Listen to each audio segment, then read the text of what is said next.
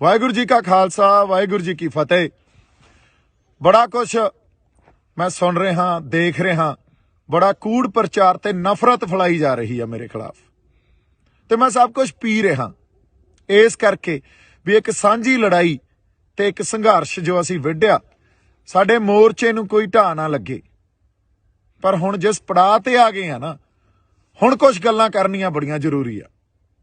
पहली गल तां इह 26 तरीक तो पहलां जिहड़ी रात सी, उस रात नूं साडे नौजवानां ने ते होर बई कई बंदियां ने स्टेज ते जाके आपदा रोस प्रगट किया। किसान आगूआं कोले इह गल कही भी तुसीं सानूं इत्थे 26 तरीक दा दिल्ली अंदर परेड करन वास्ते सद्दा दिता सी। बार-बार स्टेजां तो बड़ियां वड्डियां गल्लां, बड़े वड्डे ऐलान कीते सी, ते हुण जदों असीं इत्थे आ गए आ लास्ट मोमेंट ते तुसीं ओह रूट जो सरकार ने फाइनल किया उत्थे सानूं लिजाण नूं या उत्थे जाण नूं कह रहे हो, सो ये सानूं मंजूर नहीं आ।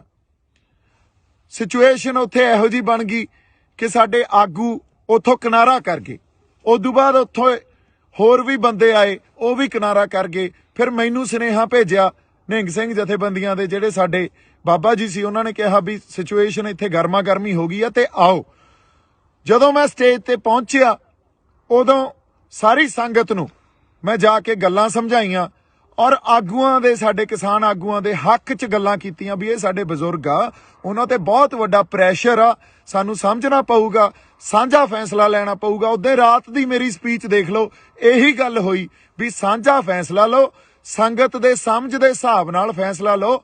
जिहड़ा संगत दे समझ नाल फैसला लिया जाऊगा वो गलत नहीं हो सकदा, क्योंकि संगत दे करके ही मोर्चा, संगत दे करके ही असीं इत्थे खड़े आ। पर उस दिन आगूआं दी गल इह समझ च नहीं आई। उन्होंने मार्च अगले दिन जदों कढ़िया, जिहड़ा रूट दिल्ली पुलिस ने ते किसान आगूआं ने फाइनल कीता सी, उस रूट ते 3000 बंदे भी नहीं सी, ते संगत आप मुहारी ਸਿੰਘੂ बार्डर तो भी, गाजियाबाद बार्डर तो भी, टिकरी बार्डर तो भी, ते राजस्थान वाले पासियों भी लाल किले नूं तुर पई। हुण इत्थे किसे दी अगवाही च नहीं, आप महारी एक वहन जिहड़ा लाल किले वल नूं वह गया ते उधर नूं तुर पे। लाल किले जाके जदों गेट टुੱਟਿਆ उदों बाद मैं पहुंचिया उत्थे, उदों तक अंदर हज़ारां लोग साडे ते मेरे ख्याल च कोई सैकड़े ट्रैक्टर उदों तक उस पूरी सड़क ते लाल किले वाली सड़क ते दाखिल हो चुके सी। लाल किले दे अंदर हज़ारां लोग दाखिल हो चुके सी। मैं उस पूरी सड़क ते भज के गया अंदर जाके जदों देखिया उत्थे साडा कोई किसान आगू नहीं, कोई होर इहो जिहा बंदा नहीं जिन्हां ने बड़ियां गर्म गल्लां स्टेजां तो ते होर लाइव हो के कीतियां भी असीं तां दिल्ली दे अंदर दिल्ली दी जिहड़ा धौण ते गोडा रखांगे, बड़ा कुछ कहा गया। पर उत्थे मौके ते कोई नहीं। जदों कोई नहीं तां एक कल्ला मैं संगत ने जदों देखिया ते मैनूं खिच के उत्ते लै गए भी बाई उत्ते साडे बंदे आ ते चलो चल गए। हुण उत्ते एक खाली जिहड़ी झंडा लाउण वाली ओ अपना डंडा हुंदा, एक पोस्ट हुंदी आ, फ्लैग पोस्ट कहंदे आ उहनूं, ਉਹ खाली पई सी। ਉਹਦੇ ਤੇ ਇੱਕ ਕਿਸਾਨੀ ਦਾ ਤੇ ਇੱਕ ਨਿਸ਼ਾਨ ਸਾਹਿਬ ਇਹ ਦਰਜ ਕਰਾਉਣ ਵਾਸਤੇ ਵੀ ਸਾਡਾ ਰੋਸ ਆ, ਅਸੀਂ ਆਪਦੇ ਹੱਕ ਲੈਣ ਆਏ ਆ। ਤੇ ਉੱਥੇ 2 ਝੰਡੇ ਲਾਏ ਗਏ ਤੇ ਪਿੱਛੇ ਸਾਡਾ ਜਿਹੜਾ ਨੈਸ਼ਨਲ ਫਲੈਗ ਆ ਉਹ ਲੱਗਿਆ ਹੋਇਆ ਸੀ। ਇਹ ਗੱਲ ਜਦੋਂ ਅਸੀਂ ਸਮਝਦੇ ਆ, ਅੱਛਾ ਕਿਸੇ ਦੇ ਮਨ 'ਚ ਕੋਈ ਡਰ ਨਹੀਂ, ਕੋਈ ਭੈ ਨਹੀਂ, ਕਿਉਂ? ਕਿਉਂਕਿ ਕਿਸੇ ਨੇ ਕੋਈ ਗੱਲ ਗਲਤ ਤਾਂ ਕੀਤੀ ਨਹੀਂ, ਨਾ ਉੱਥੇ ਕੋਈ ਹਿੰਸਾ ਕੀਤੀ, ਨਾ ਕਿਸੇ ਪਬਲਿਕ ਪ੍ਰੋਪਰਟੀ ਨੂੰ ਅਸੀਂ ਡਿਸਟਰੋਏ ਕੀਤਾ ਜਾਂ ਉਹਨਾਂ ਨੂੰ ਨੁਕਸਾਨ ਪਹੁੰਚਾਇਆ, ਨਾ ਕਿਸੇ ਬੰਦੇ ਨੂੰ ਅਸੀਂ ਮਾਰਿਆ ਕੁੱਟਿਆ, ਨਾ ਸਾਡੇ ਬੰਦੇ ਤੇ ਕੋਈ ਇਹੋ ਜੀ ਗੱਲ ਹੋਈ ਵੀ ਕੋਈ ਫੱਟੜ ਹੋ ਗਿਆ ਹੋਵੇ ਜਾਂ ਸਾਡੇ ਬੰਦੇ ਤੇ ਕੋਈ ਕਿਸੇ ਨੇ ਡੰਡੇ ਚਲਾਏ ਹੋਣ। ਬੜਾ ਜਾਬਤੇ 'ਚ ਰਹਿ ਕੇ ਅਸੀਂ ਸਾਰੀਆਂ ਗੱਲਾਂ ਕੀਤੀਆਂ। ਕੋਈ ਭੈ ਨਹੀਂ, ਜਾਹੋ ਜਲਾਲ ਵੀ ਦੇਖੋ ਅਸੀਂ ਆਪਦਾ ਰੋਸ, ਆਪਦੇ ਹੱਕ ਲੈਣ ਆਏ ਆ ਤੇ ਸਰਕਾਰ ਨੂੰ ਦਿਖਾ ਰਹੇ ਆ ਵੀ ਅੱਜ ਸਾਡੇ ਹੱਕ ਸਾਨੂੰ ਦਿੱਤੇ ਜਾਣ, ਇਹਨਾਂ ਗੱਲਾਂ ਤੇ ਗੌਰ ਕੀਤਾ ਜਾਵੇ। ਕਿਉਂਕਿ ਪਿਛਲੇ 6 ਮਹੀਨਿਆਂ ਤੋਂ ਜਿਸ ਤਰ੍ਹਾਂ ਦਾ ਜੋ ਸਰਕਾਰ ਨੇ ਆਪਦਾ ਰਵੱਈਆ ਸਾਡੇ ਤਰਫ ਦਿਖਾਇਆ ਉਹ ਬਹੁਤ ਹੀ ਆਪਾਂ ਕਹਿ ਲਈਏ ਵੀ ਚੰਗਾ ਨਹੀਂ ਆ। ਉਹ ਤਾਂ ਸਾਡੀ ਬਾਰ-ਬਾਰ ਬੇਇੱਜ਼ਤੀ ਕਰਦੇ ਰਹੇ। ਹੁਣ ਉੱਥੇ 2 ਝੰਡੇ ਲਾਏ ਗਏ। ਝੰਡਾ ਲਾਉਣ ਤੋਂ ਬਾਅਦ ਨਿਸ਼ਾਨ ਸਾਹਿਬ ਤੇ ਕਿਸਾਨੀ ਦਾ ਝੰਡਾ ਤੇ ਪਿੱਛੇ ਸਾਡਾ ਨੈਸ਼ਨਲ ਫਲੈਗ ਲੱਗਿਆ। ਇਹ ਜਿਹੜੀ ਇਹ ਡਾਇਵਰਸਿਟੀ ਆ, ਜਿਹਨੂੰ ਅਸੀਂ ਡਾਇਵਰਸਿਟੀ ਕਹਿੰਦੇ ਆ, ਇਹਨੂੰ ਸਾਨੂੰ ਸਮਝਣਾ ਚਾਹੀਦਾ। ਇੱਕ ਪਾਸੇ ਸਾਡਾ ਨੈਸ਼ਨਲ ਫਲੈਗ ਆ, ਦੂਜੇ ਪਾਸੇ ਨਿਸ਼ਾਨ ਸਾਹਿਬ ਆ, ਤੀਜੇ ਪਾਸੇ ਸਾਡਾ ਜਿਹੜਾ ਕਿਸਾਨੀ ਦਾ ਝੰਡਾ, ਤੇ ਇਹਨਾਂ ਤਿੰਨਾਂ ਝੰਡਿਆਂ ਦੇ ਅਧੀਨ ਨਿਸ਼ਾਨ ਸਾਹਿਬ ਦੀ ਅਗਵਾਈ 'ਚ ਤੇ ਸਾਡਾ ਨੈਸ਼ਨਲ ਫਲੈਗ, ਉਦੋਂ ਬਾਅਦ ਕਿਸਾਨੀ ਦਾ ਝੰਡਾ, ਇਹਨਾਂ ਤਿੰਨਾਂ ਦੀ ਅਗਵਾਈ 'ਚ ਇਹ ਜਿਹੜਾ ਕਿਸਾਨੀ ਸੰਘਰਸ਼ ਲੜਿਆ ਜਾ ਰਿਹਾ। ਕੋਈ ਉੱਥੇ ਤੁਸੀਂ ਦੇਖੋ ਮੈਦਾਨ 'ਚ ਵੀ ਲਾਲ ਕਿਲੇ ਦੇ, ਕੋਈ ਉੱਥੇ ਨਿਸ਼ਾਨ ਸਾਹਿਬ ਚੱਕੀ ਫਿਰਦਾ, ਕੋਈ ਉੱਥੇ ਆਪਦਾ ਕਿਸਾਨੀ ਵਾਲਾ ਝੰਡਾ ਚੱਕੀ ਫਿਰਦਾ, ਕੋਈ ਉੱਥੇ ਤਿਰੰਗਾ ਚੱਕੀ ਫਿਰਦਾ। ਸੋ ਇਹ ਜਿਹੜੀ ਵੰਨ ਸਵੰਨਤਾ ਨਾ, ਇਹਨੂੰ ਰਿਸਪੈਕਟ ਦਿਓ, ਇਹਨੂੰ ਐਕਸੈਪਟ ਕਰੋ, ਇਹਨੂੰ ਸਮਝਣ ਦੀ ਕੋਸ਼ਿਸ਼ ਕੀਤੀ ਜਾਣੀ ਚਾਹੀਦੀ ਆ। ਤੇ ਜੇ ਤੁਸੀਂ ਕਹੋ ਵੀ ਇਹ ਗੱਲ ਕਰਕੇ ਮੈਂ ਗਦਾਰ ਹੋ ਗਿਆ, ਤਾਂ ਫਿਰ ਉੱਥੇ ਜਿਹੜੇ 3-5 ਲੱਖ ਬੰਦੇ ਬੈਠੇ ਸੀ ਉਹ ਵੀ ਗਦਾਰ ਹੋ ਗਏ, ਫਿਰ ਤਾਂ ਸਾਰੇ ਹੀ ਗਦਾਰ ਹੋ ਗਏ। ਇਹ ਗੱਲਾਂ ਨੂੰ ਤੁਸੀਂ ਇੱਕ ਬੰਦੇ ਤੇ ਥੋਪ ਦੋਗੇ ਤੇ ਉਸ ਬੰਦੇ ਨੂੰ ਤੁਸੀਂ ਗਦਾਰੀ ਦਾ ਸਰਟੀਫਿਕੇਟ ਵੰਡ ਦੋਗੇ। ਮੈਨੂੰ ਲੱਗਦਾ ਤੁਹਾਨੂੰ ਸ਼ਰਮ ਆਉਣੀ ਚਾਹੀਦੀ ਹੈ ਇਹੋ ਜਿਹੀਆਂ ਗੱਲਾਂ ਕਰਦੇ ਹੋਏ। ਜੇ ਕਿਤੇ ਸਾਡੀ ਕਿਸਾਨ ਲੀਡਰਸ਼ਿਪ ਜਾਂ ਹਰ ਬੰਦਾ ਉੱਤੇ ਸਟੈਂਡ ਲੈ ਜਾਂਦਾ, ਖੜ ਜਾਂਦਾ, ਕਹਿੰਦਾ ਦੇਖੋ ਸਾਡੇ ਕਿਸਾਨਾਂ ਨੇ ਕੀ ਕਰ ਦਿਖਾਇਆ, ਤੇ ਜੇ ਇਹਨਾਂ ਕਿਸਾਨਾਂ ਦੇ ਹੱਕ ਨਾ ਦਿਓਗੇ ਇਹ ਕਿਸਾਨ ਕੁਝ ਵੀ ਕਰ ਸਕਦੇ ਆ, ਕਿੱਡਾ ਵੱਡਾ ਪ੍ਰੈਸ਼ਰ ਪੈਣਾ ਸੀ ਸਰਕਾਰ ਤੇ। ਪਰ ਨਹੀਂ, ਸਾਡੇ ਬੰਦਿਆਂ ਨੇ ਤਾਂ ਮੈਨੂੰ ਗਦਾਰੀ ਦਾ ਸਰਟੀਫਿਕੇਟ ਵੰਡਤਾ। ਹੁਣ ਤੁਸੀਂ ਇਹ ਗੱਲਾਂ ਨੂੰ ਜਦੋਂ ਸਮਝਦੇ ਹੀ ਨਹੀਂ ਹੋ, ਫਿਰ ਤੁਸੀਂ ਕਹਿ ਰਹੇ ਹੋ ਵੀ ਅਸੀਂ ਇੱਕ ਆ। ਕਿਹੜਾ ਇੱਕ ਆ? ਉਦੋਂ ਦਾ ਮੈਂ ਉਹਦੇ ਰਾਤ ਨੂੰ ਵੀ ਜਿਹੜੀ ਸਪੀਚ ਦਿੱਤੀ, ਲਾਈਵ ਸੈਸ਼ਨ ਵੀ ਕੀਤਾ, ਉਹਦੇ 'ਚ ਵੀ ਇਹੀ ਗੱਲ ਕੀਤੀ ਵੀ ਸਾਂਝੇ ਫੈਸਲੇ ਲਓ ਤੇ ਏਕਾ ਰੱਖੋ। ਸਾਂਝਾ ਫੈਸਲਾ ਲਓਗੇ, ਸੰਗਤ ਦੀ ਸਮਝ ਦੇ ਹਿਸਾਬ ਨਾਲ ਫੈਸਲਾ ਲਓਗੇ, ਉਹ ਫੈਸਲਾ ਠੀਕ ਹੀ ਠੀਕ ਆ। ਪਰ ਇਹ ਗੱਲ ਕਦੇ ਨਹੀਂ ਵਿਚਾਰੀ ਗਈ। ਉਲਟਾ ਜਦੋਂ ਸੰਗਤ ਆਪ ਮੁਹਾਰੀ ਹੋ ਕੇ ਤੁਰ ਪਈ ਤਾਂ ਉਸ ਵੇਲੇ ਇੱਕ ਬੰਦੇ ਨੂੰ ਲੱਭ ਕੇ ਉਹਨੂੰ ਕਸੂਰਵਾਰ ਠਹਿਰਾ ਕੇ ਆ ਕੇ ਇਹਨੇ ਕਿਸਾਨੀ ਸੰਘਰਸ਼ ਨੂੰ ਢਾਹ ਲਾਇਆ। ਬਈ ਕਿਹੜਾ ਢਾਹ ਲਾਇਆ ਦੱਸੋ? 26 ਤਰੀਕ ਤੋਂ ਬਾਅਦ ਜਦੋਂ ਸੰਗਤ ਫੈਸਲਾ ਕਰਕੇ ਆਈ ਹੋਵੇ ਵੀ ਅਸੀਂ ਦਿੱਲੀ ਦੇ ਅੰਦਰ ਜਾ ਕੇ ਰੋਸ ਮਾਰਚ ਕਰਨਾ, ਕਿਉਂਕਿ ਉਹ ਫੈਸਲਾ ਤੁਸੀਂ ਉਹ ਦਿੱਤਾ ਸੀ ਤੇ ਬਾਅਦ 'ਚ ਤੁਸੀਂ ਬਦਲ ਗਏ। ਸੰਗਤ ਨੇ ਤਾਂ ਆਪਦਾ ਫੈਸਲਾ ਉਹਦੇ ਤੇ ਕਰ ਲਿਆ ਸੀ ਵੀ ਹਾਂ ਅਸੀਂ ਦਿੱਲੀ ਦੇ ਅੰਦਰ ਜਾ ਕੇ ਰੋਸ ਮਾਰਚ ਕਰਨਾ, ਤੇ ਉੱਥੇ ਲੱਖਾਂ ਲੋਕ ਕਿਸੇ ਇੱਕ ਬੰਦੇ ਦੇ ਕਹਿਣੇ 'ਚ ਨਹੀਂ ਹੋ ਸਕਦੇ। ਜੇ ਕਿ ਲੱਖਾਂ ਲੋਕ ਮੇਰੇ ਕਹਿਣੇ 'ਚ ਮੈਂ ਭੜਕਾਤੇ, ਫਿਰ ਤੁਹਾਡੇ ਕਾਹਦੇ, ਤੁਸੀਂ ਕਾਹਦੇ ਲੀਡਰ ਰਹਿ ਗਏ? ਫਿਰ ਤਾਂ ਸਾਰਾ ਕੈਡਰ ਹੀ ਮੇਰਾ। ਕਿਹੋ ਜਿਹੀਆਂ ਤੁਸੀਂ ਇੱਕ ਦਿਨ ਪਹਿਲਾਂ ਇਹ ਕਹਿੰਦੇ ਹੋ ਵੀ ਦੀਪ ਸਿੱਧੂ ਦੀ ਕੋਈ ਕੰਟਰੀਬਿਊਸ਼ਨ ਨਹੀਂ ਆ, ਦੂਜੇ ਦਿਨ ਇਹ ਕਹਿੰਦੇ ਹੋ ਦੀਪ ਸਿੱਧੂ ਮਗਰ ਲਾ ਕੇ ਲੈ ਗਿਆ ਬੰਦਿਆਂ ਨੂੰ। ਮੈਨੂੰ ਸਮਝ ਨਹੀਂ ਆਉਂਦੀ ਤੁਸੀਂ ਗੱਲਾਂ ਕੀ ਕਰ ਰਹੇ ਹੋ। ਹਜੇ ਤੱਕ ਤੁਹਾਨੂੰ ਏਕੇ ਦੀ ਸਮਝ ਨਹੀਂ ਆਈ, ਹਜੇ ਤੱਕ ਤੁਸੀਂ ਇੱਕ ਦੂਜੇ ਦੀਆਂ ਲੱਤਾਂ ਖਿੱਚਦੇ ਹੋ, ਹਜੇ ਤੱਕ ਤੁਸੀਂ ਤੌਹਮਤਾਂ ਲਾਈ ਜਾਂਦੇ ਹੋ। ਦੂਜੀ ਗੱਲ, ਜਦੋਂ ਇਹ ਗੱਲ ਕਰਨੀ ਬੜੀ ਜ਼ਰੂਰੀ ਆ, ਮੈਨੂੰ RSS ਦਾ BJP ਦਾ ਬੰਦਾ ਕਹਿ ਰਹੇ ਹੋ, ਲਾਲ ਕਿਲੇ ਤੇ ਨਿਸ਼ਾਨ ਸਾਹਿਬ ਤੇ ਕਿਸਾਨੀ ਦਾ ਝੰਡਾ ਕੋਈ RSS ਦਾ BJP ਦਾ ਬੰਦਾ ਲਾਊਗਾ? ਇਹਨੂੰ ਸੋਚ ਕੇ ਤਾਂ ਦੇਖੋ, ਕੋਈ ਤਾਂ ਇਹਦੇ ਪਿੱਛੇ ਲੌਜਿਕ ਹੋਵੇ। ਅੱਛਾ, ਅਗਲੀ ਗੱਲ, ਕੋਈ ਕਾਂਗਰਸ ਦਾ ਬੰਦਾ ਲਾਊਗਾ? ਕੋਈ ਉਹ ਬੰਦਾ ਲਾਊਗਾ ਜਿਹਨੇ ਕੱਲ ਨੂੰ ਚੋਣਾਂ ਲੜਨੀਆਂ?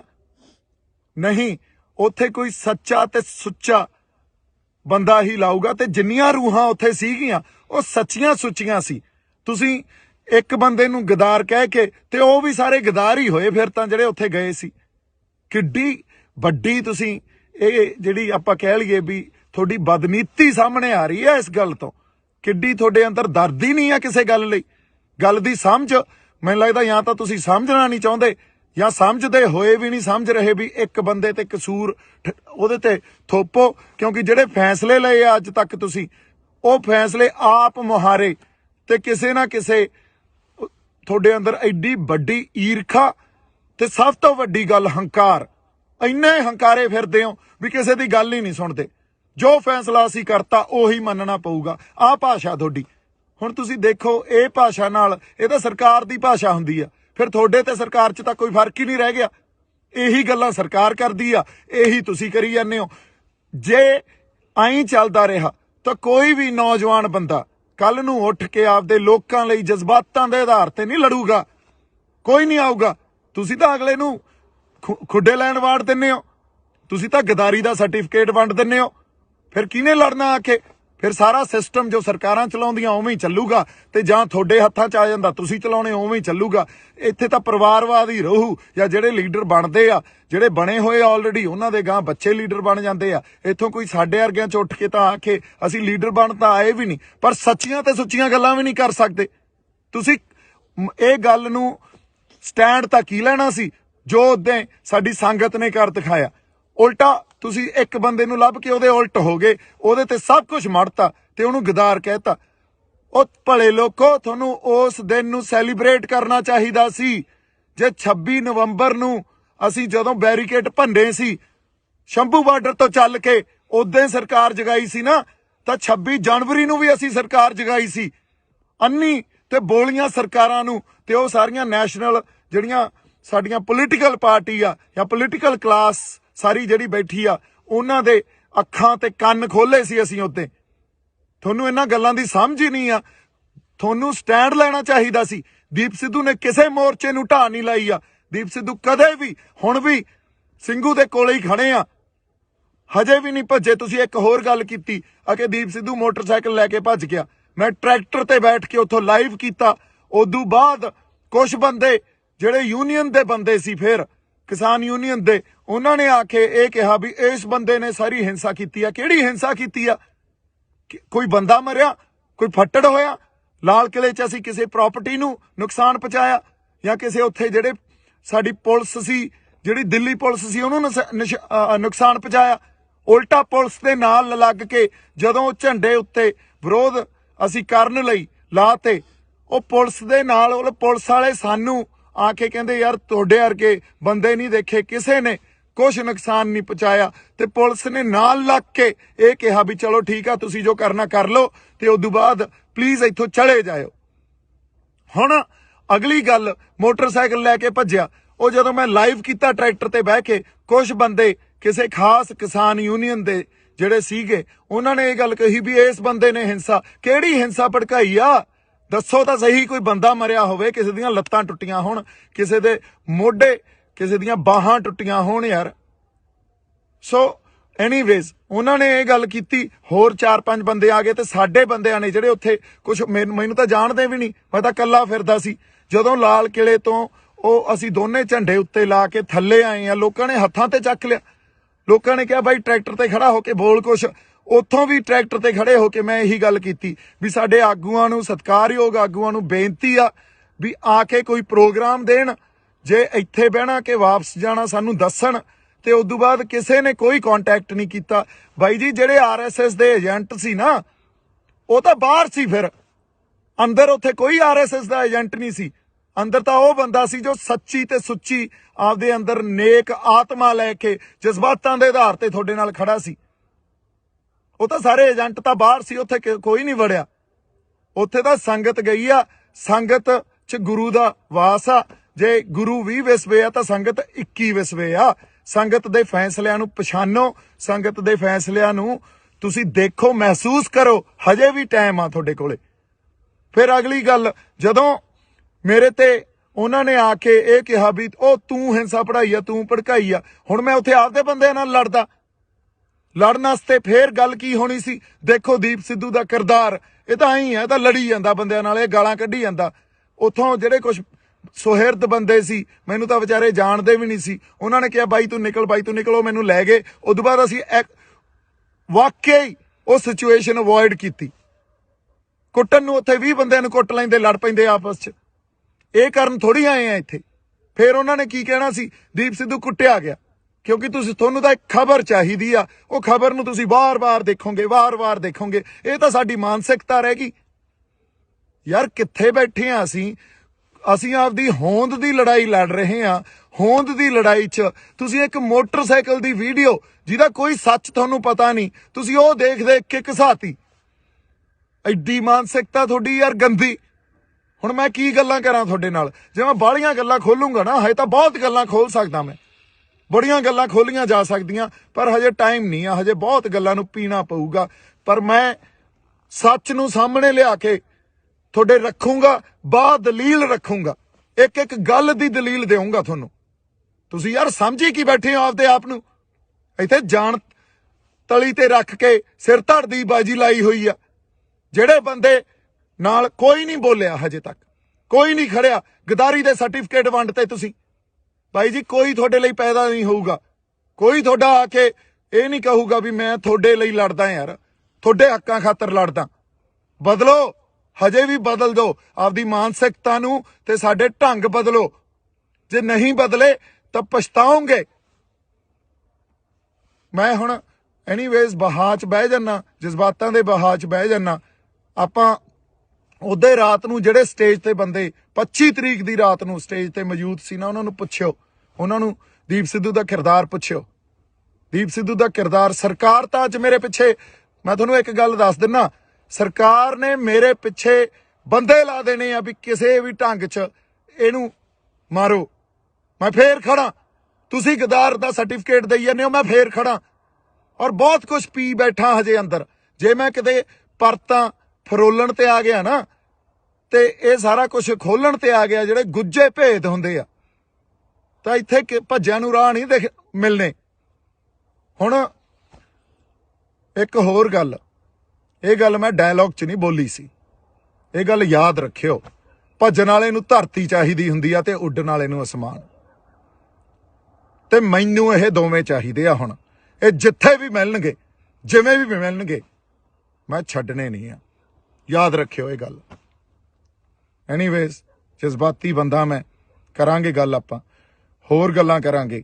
ਤੁਸੀਂ ਏਕਾ ਬਣਾਈ ਰੱਖੋ। ਅਸੀਂ ਹੁਣ ਵੀ, ਸਾਡਾ ਸਾਂਝਾ ਮਕਸਦ ਆ, ਅਸੀਂ ਜਿੱਤਣਾ, ਇਸ ਮੋਰਚੇ ਨੂੰ ਜਿੱਤਣਾ। ਏਕਾ ਬਣਾਈ ਰੱਖੋ। ਹਜੇ ਬੜਾ ਕੁਝ ਪੀਣਾ ਪਊਗਾ, ਪੀ ਰਹੇ ਹਾਂ। ਟਾਈਮ ਆਊਗਾ ਜਦੋਂ ਸਾਰੀਆਂ ਗੱਲਾਂ ਕੀਤੀਆਂ ਜਾਣਗੀਆਂ।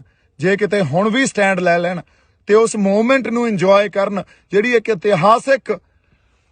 ਇਤਿਹਾਸਿਕ ਪਲ ਸੀ ਉਹ, ਜਦੋਂ ਸਾਡੇ ਉੱਥੇ ਦੋ ਨਿਸ਼ਾਨ ਸਾਹਿਬ ਤੇ ਕਿਸਾਨੀ ਦਾ ਝੰਡਾ ਅਸੀਂ ਲਾ ਕੇ ਸਰਕਾਰ ਤੱਕ ਆਪਦੀ ਆਵਾਜ਼ ਸਿੰਬੋਲਿਕਲੀ ਇਹ ਗੱਲ ਦੱਸੀ ਸੀ ਵੀ ਸਾਡੇ ਰੋਸ ਨੂੰ ਤੁਸੀਂ ਦੇਖੋ, ਮਹਿਸੂਸ ਕਰੋ, ਅਸੀਂ ਆਪਦੇ ਹੱਕ ਲੈਣ ਆਏ ਆ। ਆਪਦੀ ਹੋਂਦ ਦੀ ਲੜਾਈ ਲੜੀ ਜਾਂਦੇ ਆ। ਲੱਤਾਂ ਨਾ ਖਿੱਚੋ, ਤੌਮਤਾਂ ਨਾ ਲਾਓ। ਬਹੁਤ ਸਾਰਾ ਪਿਆਰ ਤੇ ਸਤਿਕਾਰ। ਜਿਉਂਦੇ ਵਸਦੇ ਰਹੋ। ਵਾਹਿਗੁਰੂ ਜੀ ਕਾ ਖਾਲਸਾ, ਵਾਹਿਗੁਰੂ ਜੀ ਕੀ ਫਤਿਹ।